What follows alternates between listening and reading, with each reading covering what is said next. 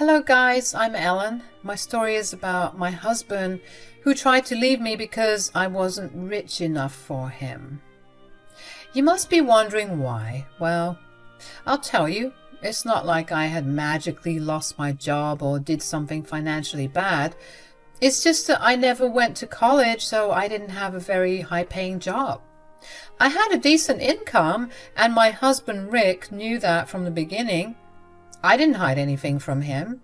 Rick was someone with a high income but had lots of student loans from his college, so he and I actually had a similar lifestyle.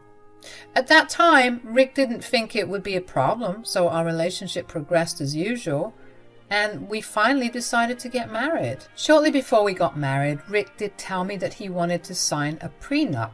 He said that since he had a pretty high-paying job, he had a fear that people would use him for money. He also explained that he didn't want me to be shackled with his loans, so he wanted us to have a prenup. Look, I knew I wasn't a gold digger, and I found it a little disrespectful that he didn't trust me, but I didn't deny his request. I agreed to the prenup, and thank God I did. It saved me later in my marriage. Troubles in our marriage didn't start until we found ourselves with no place to live. Our landlord told us to leave because he was selling the house, and since the housing market was horrible in our city, we had to move in with my mother-in-law, Natalie. Now, let me be very clear about one thing. My husband is the only problem here. Natalie was a cold woman who didn't care much about me, but she wasn't one of those nasty mother-in-laws you read about. She was a little annoyed that she had to host us for free, so maybe her behavior towards us was a little bad, but we managed to get along just fine. Somehow, after moving in with Natalie, my husband started to show resentment towards the fact that I couldn't help him buy a house. Since he had student loans, he couldn't qualify for a loan, and I didn't have the means to pay a down payment. So we were stuck in a bad place with very limited housing options. We still had a decent life until Natalie sprung some shocking news on us. She said to us one day, "You two need to move out of the house and find a different accommodation. I won't be able to house you anymore." "Why, Mom? What's the problem?" "I can't keep up with my mortgage payments anymore, so I have decided to sell the house, so you need to find other accommodations." "But we have nowhere to go, Mom. We can't get rent with whatever money we can spare." "That's not my problem, Rick. Since you two cannot help me with the mortgage, I would have to sell this house. I'm giving you plenty of time to come up with your own solutions." Natalie just said that and let us fend for ourselves. She didn't want us to move out immediately, but said that once she found a buyer, things would move fast. Suddenly, Rick and I were starting to worry about our housing situation yet again. He got very frustrated that night and started to blame me for his troubles. He said, "Why can't you get a better job? You earn so little, it's not enough for us." "What can I do, Rick? I don't have a college degree, so this is the best I can do."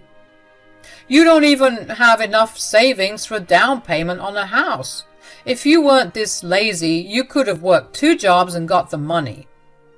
"I can't work 2 jobs, Rick. I have to do everything around the house. You don't even help."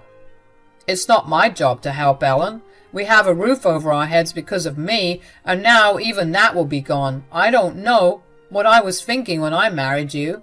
Rick's words hurt, and I started to cry. We had a bigger fight, but calmed down the next day. I was really bad for both of us because I knew he was stressed. I set aside my own emotions and started to form a plan. I had made a small investment which I could break to provide a down payment on a house. I talked to some friends and they were confident that I would qualify for a mortgage.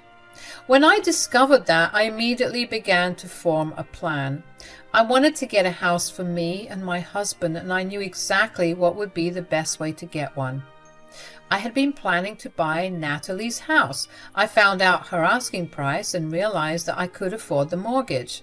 Actually, I had very little experience with these things and didn't realize that I would be able to buy a house. Once I was sure about my finances, I had to decide whether or not I should approach Natalie with an offer. When I had already made the decision, I contacted Natalie's agent and set up a meeting. I wanted it to be a surprise for my husband, so I didn't want to tell Natalie anything directly. So I met up with her and her agent at a cafe. She was really surprised to see me and said, "Hey, Ellen, what are you doing here? I'm here to see an interested buyer for my house. I didn't expect to see you here." "Yes, I know that, Natalie. I am your interested buyer, actually." "Wait, what?" "Yes, I want to buy your house." "What? You're saying that you want to buy my house?" Natalie looked at me like I had grown two heads. She had a hard time believing that I wanted to buy her house. I won't completely blame her for this reaction. My husband had always downplayed my job and complained to her that I didn't know how to save. Rick had painted a very bad picture of me to his mother. So when I told her that I would like to buy her house, she was in disbelief. I wasn't offended at all. Instead, I just calmly told her, "I have managed to save up for a down payment, and I will take a mortgage for the rest. It won't be a problem. You can also continue living here rent-free as a thank you for helping us out when we needed it." "But I don't think you can afford it. I have a hard time believing you." "Well, I have good credit score, so I can easily qualify for a loan. Rick can't do that because his debts have crippled him, so I am the only one who is in a position to buy a house. Won't you be happier if the house stays within your family?" "Yes, that is true, Eleanor. I guess it would really be better if I sold it to you." "Think about it, Natalie. You need the money and I need a house of my own. This is like the best deal ever. All you have to do is agree to sign everything over to me. I will take care of the rest." "Okay, let me think about it." "Sure, you do that, Natalie, but I have one request." "Can you not tell Rick about this? I want to surprise him with the house on our first anniversary." I see. Okay, then I won't tell him. I will get back to you once I think about your offer." Natalie went back home while I went to work. I was really excited to buy her house because I knew Rick would love it. He really loved his mom's house because it was big and quite spacious, so I was sure he would have approved of what I did. Besides, if he didn't like the house, he could easily buy one for himself once his credit improved. We had separate assets and the prenup also reinforced that, so he could buy another house if he wanted. I happily went back to work and waited for Natalie to make a decision. Things were normal for a few days, even though Rick was even more distant than before. I knew that he was stressed about our living situation, and that was what was making him so distant. I tried to comfort him and give him hope, but he just got mad at me and told me to leave him alone. I was a little hurt, but didn't say anything. I was still holding on to the hope that things would go back to normal once I was able to purchase Natalie's house. Even if she had said no, I would have found a different house for us anyway. With that hope in mind, I put up with my husband's bad mood, but everything would change for me when I stumbled across some papers. I think you guys can guess where this is going. Yes, they were divorce papers. I was in complete disbelief when I saw those papers. I read through every page to make sure it was meant for me, and yes, they were meant for me, but I wasn't meant to find out about it. It was hidden away in Rick's office bag. I had opened his bag to take out its lunchbox and instead stumbled open those papers. I was curious when I saw those papers because I knew they were court documents. He didn't work in law, so I had no idea why he had court documents in his bag. My mind froze, and I went into shock when I realized that they were divorce papers for us. I had no idea why he was divorcing me, but I knew that I couldn't confront him right then. I never told Rick that I knew he had filed for divorce. What I did do was snoop through his phone to find out what he was up to. I suspected that he may be having an affair, so I thought checking his phone would give me some clues. I know it's wrong, but I was desperate and it was the only way. So I snooped through his phone and found texts between him and his best friend. The things my husband wrote about me were awful. He called me useless, good for nothing, lazy, and a bad wife. Why? Because I wasn't buying him a house and didn't have the money to do so. He was mad that I wasn't some rich girl he could depend on. Apparently, some rich girl was flirting with him on Facebook, which made him think that he could do better. I was shocked to see those texts and immediately knew that my marriage was over. But that didn't mean I was going to leave silently. Oh no, I was going to make my husband pay for this. That day, I thank God for making me sign the prenup. It has saved me more than it saved Rick. You want to know why? Because Natalie secretly met me the next day and said that she was ready to sell the house to me. She said, "I thought about it, Eleanor. I guess you are the best option right now. I don't have much time left anyway. I can't make next month's mortgage payment, so you need to take it up as soon as possible." "Sure, Natalie. You can draw up the papers and I will get a lawyer right away. Believe me, I do not want to wait either. The anniversary is only a few weeks away, you know." "Yeah, I remember. That's why I made the decision fast. I've already told my lawyer to draw the papers. It will be in your hands soon." Yes, I bought Natalie's house anyway, guys. It was a really good house and I wanted to get back at Rick for what he was planning to do. I had made some plans of my own that were going to make him regret his actions. I was breaking from the inside because the man I loved was planning to betray me in the worst way possible. But I didn't let it show. I was a little sad, but Rick didn't bother to care. I guess he had already checked out of the marriage and was enjoying the attention of the rich girl on Facebook. Anyway, I slowly stopped caring till the papers were signed for the house. After that, I simply wanted my revenge and then to get rid of my horrible husband as soon as possible. Thankfully, I was able to get the house in my name before our anniversary. On the day of our anniversary, I didn't even bother with a celebration because I didn't want to waste money on a failing marriage. I know that some of you have arranged parties and confronted their husbands publicly. It is a nice idea, but for a woman who had spent almost all her money on the down payment of a house, I wasn't looking to spend any extra. So I acted like it was a normal day, even though I had wished my husband a very happy anniversary. He had grumbled something in return and left. Now, the confrontation didn't happen until the evening when we both returned home from work. To my surprise, Natalie had invited a few family members to celebrate the day.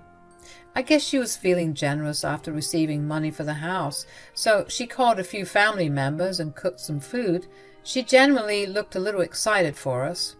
I was kind of touched by this, but Rick immediately got angry. He said, "What is this? What's going on?" "Oh, I just invited family so that we can celebrate your anniversary today. It is your first anniversary after all.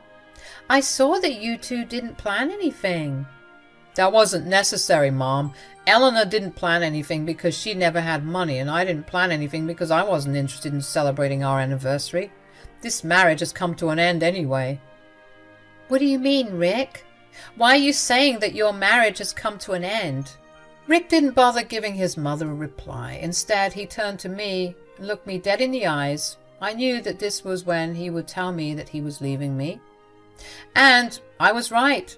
He looked at me and said, "I don't think I can be in this marriage anymore, Eleanor. I'm going to leave you forever."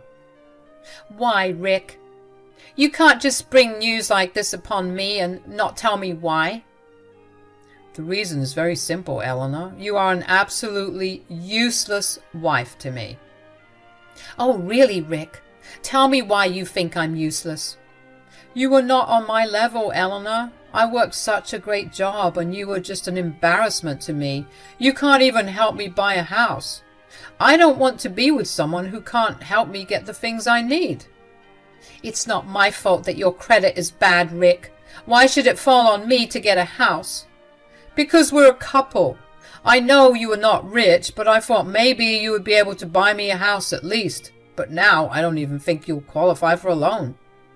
I can't stay with a woman like that when I can do so much better. I will at least find a woman who has the means to have her own house. So, you're leaving me because I'm not rich enough for you, is that so? Yes, I don't care what you think, Ellen. Don't try to stop me. I won't be with you. I'm done. Very well then, Rick. If you think that and know that you can get someone better, then go ahead and leave. I will happily grant you a divorce. Good. You need to move out soon then, because this isn't your house. Mom, you need to tell her to leave and find her own place. Rick now looked at his mother, hoping she would agree to kick me out, but he hadn't expected my mother-in-law to look pale and startled. She was shaking because she knew exactly how much Rick had messed up. She was the only one who knew that I had bought her house from her exactly a week back. The papers have been finalized, and now I am the sole owner of the house. So even though Rick wanted his mother to kick me out now, she couldn't do it. Natalie remained quiet and didn't say anything at first. Then Rick kept telling her that she needed to tell me to move out. And that's when I said, I think you're barking up the wrong tree, Rick. Natalie cannot actually kick me out. Why the hell not, Ellen? This is her house, so she can kick you out. Actually, you're wrong about that, Rick. This house doesn't belong to her anymore. What do you mean?